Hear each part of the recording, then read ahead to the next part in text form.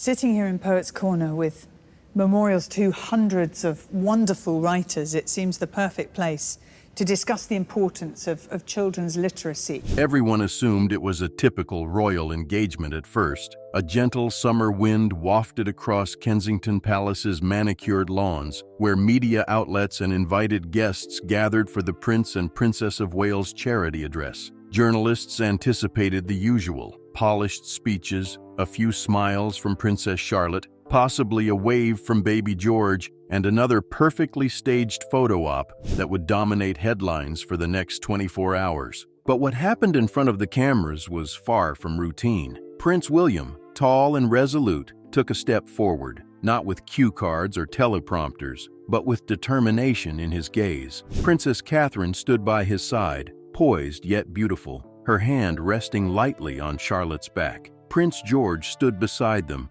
gazing at his father with eyes far older than his age. And there, in front of the entire nation and the world, the Prince of Wales delivered a declaration that would shatter decades of royal tradition and forever alter the monarchy. "Today," he said, "we start a new chapter, honoring the past while looking forward with confidence." At that point, rumors spread like wildfire across the crowd. But it wasn't until William evoked the late Queen Elizabeth, her vision, her gentle encouragement, her unspoken hopes for the future of this family, that the gravity of the situation really hit home. Then followed the words that shattered the monarchy's foundations. "Effective immediately, my family will play a larger public role, as Her Majesty intended. My daughter, Princess Charlotte, will begin her official duties as a representative of the crown." The audience gasped. Reporters scrambled for their phones. Behind the cameras, palace officials moved anxiously. It wasn't simply the announcement,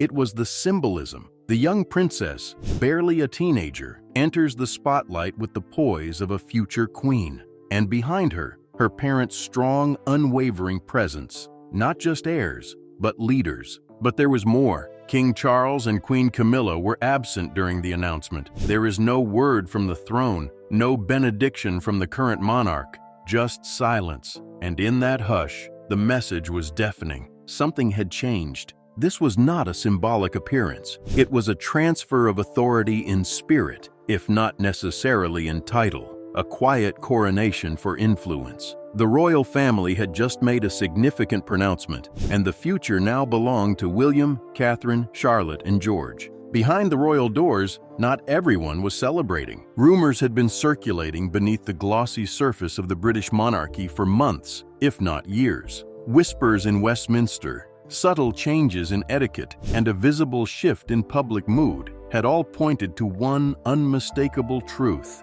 the old guard was dying, and the royal family's destiny was being secretly rebuilt behind palace doors. Although King Charles III had lately ascended to the throne, the atmosphere around his rule had already become stale. From the moment the crown was placed on his head, the monarchy was no longer propelled by youthful admiration or the mystique that surrounded the late Queen Elizabeth II, but rather by awkward appearances, lukewarm speeches, and a queen consort, Camilla, whose approval ratings struggled to rise above the surface. Meanwhile, William and Catherine were advancing in every measurable manner. Their popularity was not only a matter of tabloid opinion, it was backed up by statistics. Polls routinely ranked them as the most trustworthy and admired members of the royal family. Their engagements garnered larger crowds, international attention, and viral moments that kept them at the forefront of the public's mind.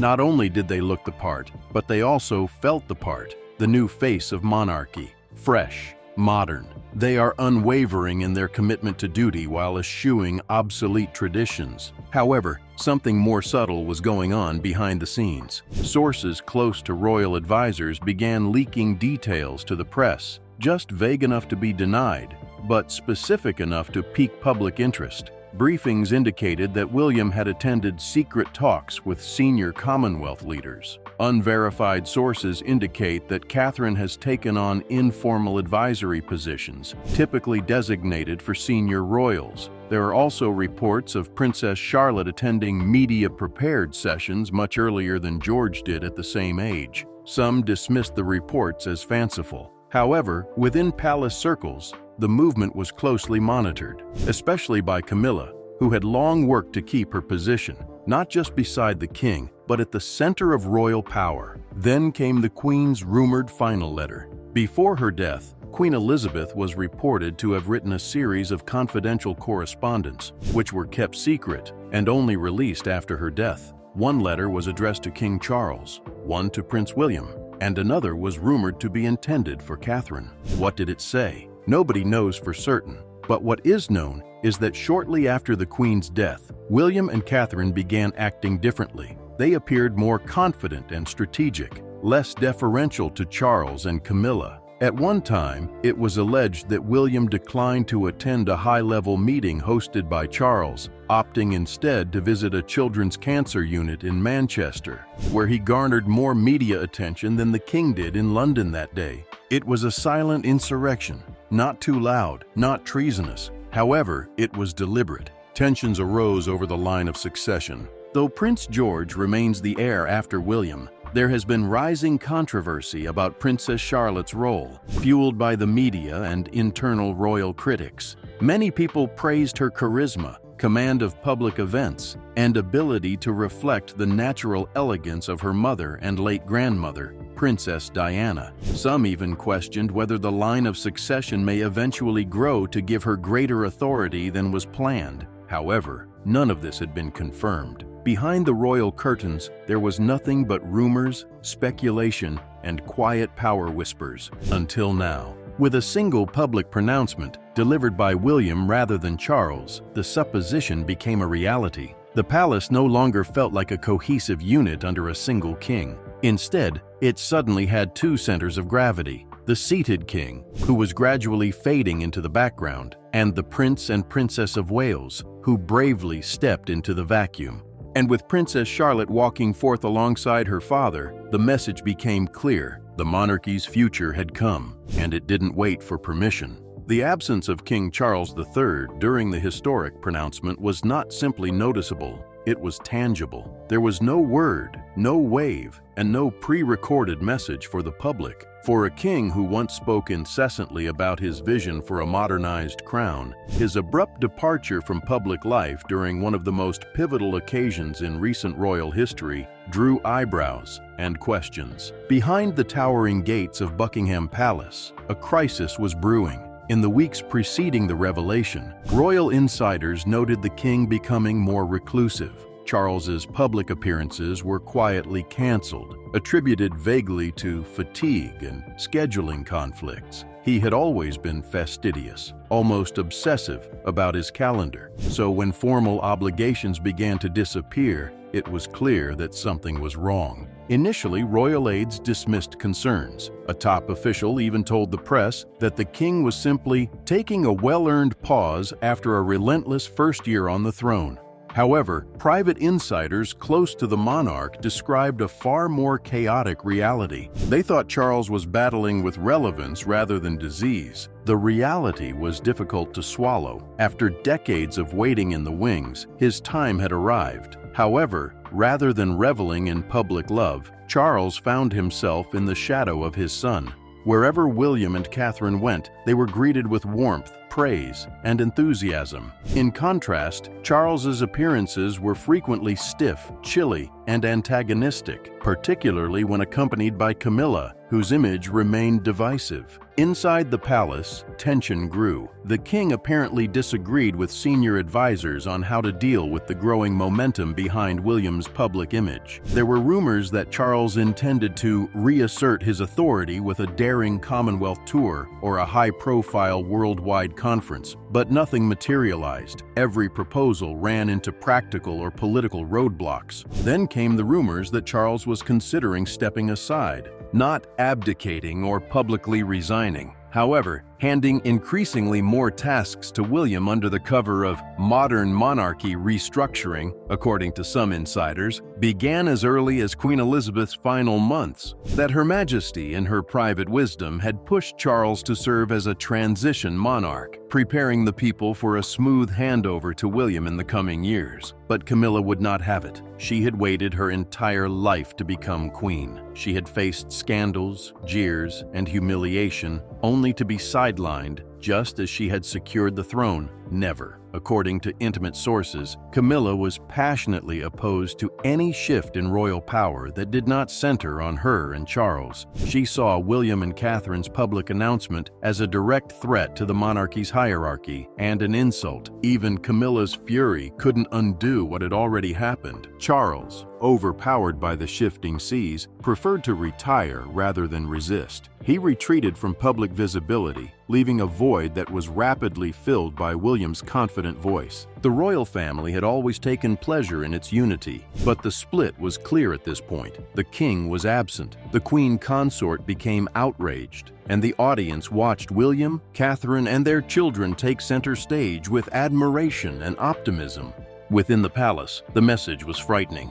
The crown may still lay on Charles's head, but power had already shifted elsewhere. As the golden beams of afternoon sunlight illuminated the Kensington Palace gardens, the cameras began to roll. Millions tuned in live from the UK and throughout the world, expecting the usual royal formality. An exquisite speech from William, a supporting grin from Catherine, and possibly a cute wave from George or Charlotte. But what followed was nothing short of historic. Prince William, famed for his placid demeanor, went up to the podium with a confidence rarely seen at royal occasions. The customary platitudes were gone. The carefully choreographed motions were gone. This was not your typical royal engagement. It was a line in the sand. And standing next to him, not aides, not a senior courtier, but his wife and children are the embodiment of a future monarchy. He began by praising his grandmother, Queen Elizabeth II, describing her legacy, unshakable dedication to duty, and quiet strength that had guided the country through wars, recessions, and scandals. But then, in a moment that sent shockwaves through every royal correspondent and analyst in attendance, he pivoted. "Today," William said, his voice firm, "we start something new. Tradition is not abandoned. Rather, it is evolved. The crown is not a relic. It is a living promise, a vow to serve, and that promise belongs to the future." Then came the moment nobody could have predicted. He turned to his daughter, young Princess Charlotte, clad in a powder blue coat with her hair neatly parted and appearing every bit the royal even in her youth, and gently guided her forward. Princess Charlotte, William stated to the shocked audience, will perform her first official duty as a representative of the crown. In the next months, she will start shadowing engagements with her mother. She'll learn what it means to serve, and eventually, she will help define a new vision for our family's role in this country. The audience gasped. Even seasoned royal watchers were taken off guard. It was not only symbolic, it was strategic. The moment communicated a clear message. Charlotte was not going to be a passive royal relic. She was being groomed to take on considerable responsibility, potentially rivaling her brother George in visibility. The photographs from the announcement went viral in seconds. Charlotte, standing proudly behind her father, gave a modest smile that instantly warmed hearts on social media. Before the speech ended, side-by-side similarities to a youthful Princess Diana began to circulate. News anchors couldn't stop airing the footage, with some calling her the People's Princess 2.0.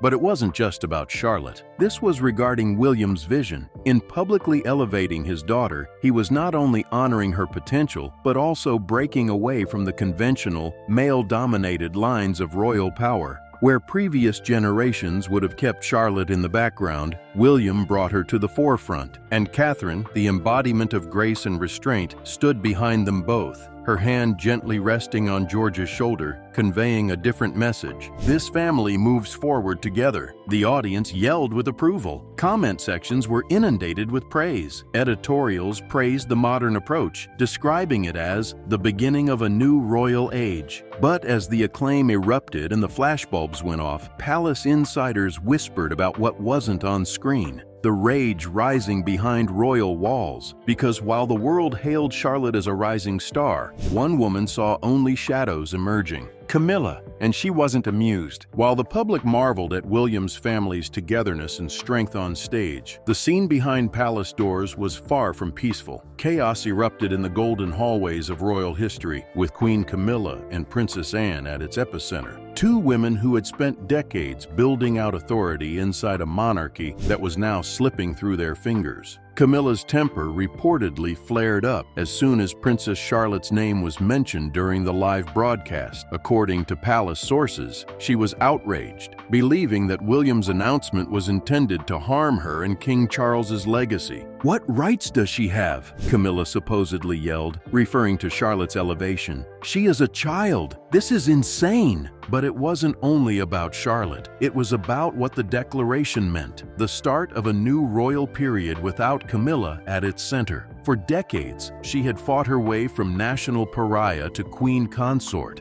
weathering popular hostility, media contempt, and even the memory of Princess Diana looming like a specter over all she did. She had assumed that she had finally cemented her position in history. And now, with a single speech, William and Catherine had changed the script. Camilla wanted an immediate meeting with top palace advisors. Some stories indicate she confronted Charles, demanding that he issue a statement restoring order and confirming the established royal system. However, Charles reportedly refused, citing exhaustion, withdrawal, and overwhelm. "Let it play out," he mumbled, a remnant of his earlier resolve. "It's already begun." Camilla was now isolated. Well, almost. Enter Princess Anne, the staunch defender of tradition who had long stood quietly in support of her brother's power. Anne, famed for her stern dedication to duty, was not a lover of media theatrics or public power maneuvers. While she respected Catherine's work ethic, she regarded William's remarks as risky and disrespectful of their father. "She should have stayed in the shadows," Anne allegedly stated of Charlotte's new job. "There's an order to things for a reason." Camilla and Anne found themselves linked for the first time in years, owing to common resistance rather than friendship. They attempted to collect support from senior courtiers by claiming that William's statement risked destabilizing the monarchy's public image. However, the tide had already turned. Staff who had previously loyally followed Charles and Camilla's orders were now migrating towards William and Catherine's camp. Younger aides expressed awe for Charlotte's poise. Overseas ambassadors contacted Kensington, not Clarence House. Even major media sites adjusted their tone, referring to William's family as the modern monarchy in motion. Camilla's rage only grew. A royal insider remembered her prowling the palace halls late at night, banging doors and issuing demands that were ignored. Anne, who was calmer, reportedly fled to her country home, choosing to distance herself from the circus. But no distance could change the fact the public had chosen their royal family, and it wasn't Charles and Camilla. It was William, Catherine, Charlotte, and George. The younger generation had taken over the narrative, not through scandal or deception, but through something far more dangerous to the old guard: genuine affection from the people, and no amount of royal resistance could change that. While the media focused on Princess Charlotte's rise and William's dramatic statement, few realized the calm, strategic power behind the scenes. Catherine,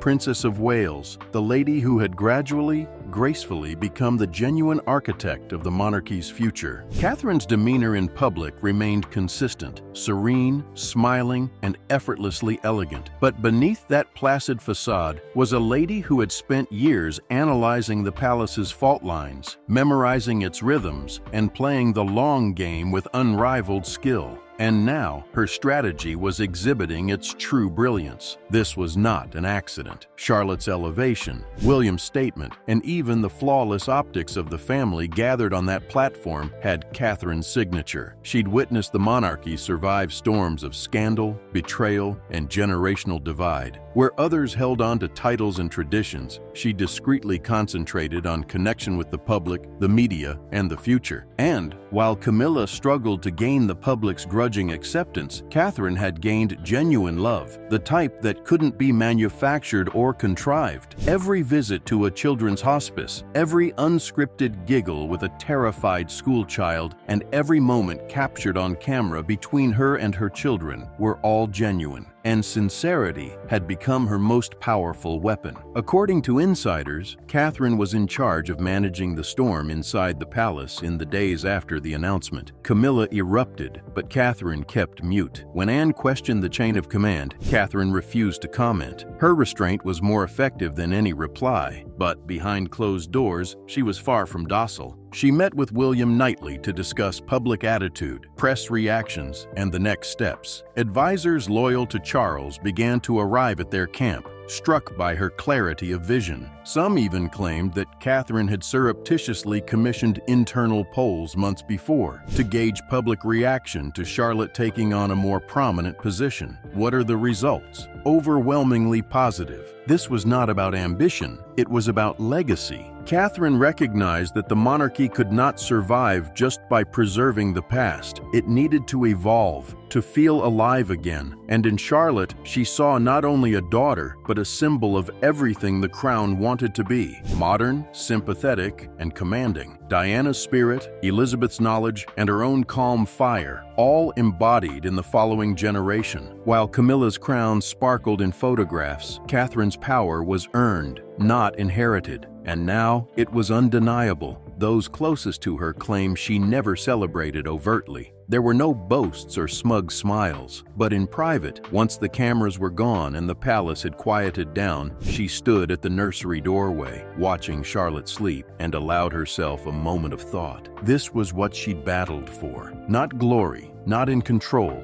stability, continuity, a monarchy that her children would be happy to shape rather than simply inheriting. Catherine, the commoner who had once been insulted for her middle-class background, transformed into something far more powerful than a queen consort in waiting. She rose to the position of ensuring the monarchy's survival, and the palace will never be the same again. As the dust settled on the most surprising royal revelation in modern history, one truth rang throughout Britain. The monarchy's future was no longer a subject of speculation. A prince, a princess, and two heirs representing both tradition and transformation exposed it proudly and without apologies on a sunlit platform. Princess Charlotte and Prince George stood shoulder to shoulder with their parents, symbolizing more than just succession. They reflected the promise of a country seeking stability, honor, and genuine connection in an era of uncertainty and conflict. Charlotte, poised and confident, has already captured headlines and hearts. Her charisma, natural demeanor, and startling resemblance to both Princess Diana and Queen Elizabeth had captured the public's interest. But her inclusion in official royal tasks signified a significant shift. She was no longer the spare. She was now a keystone in the crown's next chapter. George, silent but vigilant, exuded the soothing serenity of a future king. Though still young, his demeanor during the announcement displayed the early signs of a leader fashioned not only by duty, but also by a family that chose to nurture the monarchy with honesty rather than ego. And standing solidly behind them were William and Catherine, the architects of the new royal era. No palace memo could alter the impact of that image. It wasn't purely symbolic. It was a strategic declaration. The monarchy's strength was not dependent on gilded thrones or coded bloodline. It now stemmed from public trust, honesty, and emotional connection. The old guard, Camilla, Charles, and possibly Anne, may still maintain their titles, but the authority had shifted, silently, powerfully, irrevocably. There had been a generational transition in the United Kingdom and around the world. And when Charlotte and George take their first steps into the legacy that awaits them, one thing is certain: the crown has not just weathered the storm,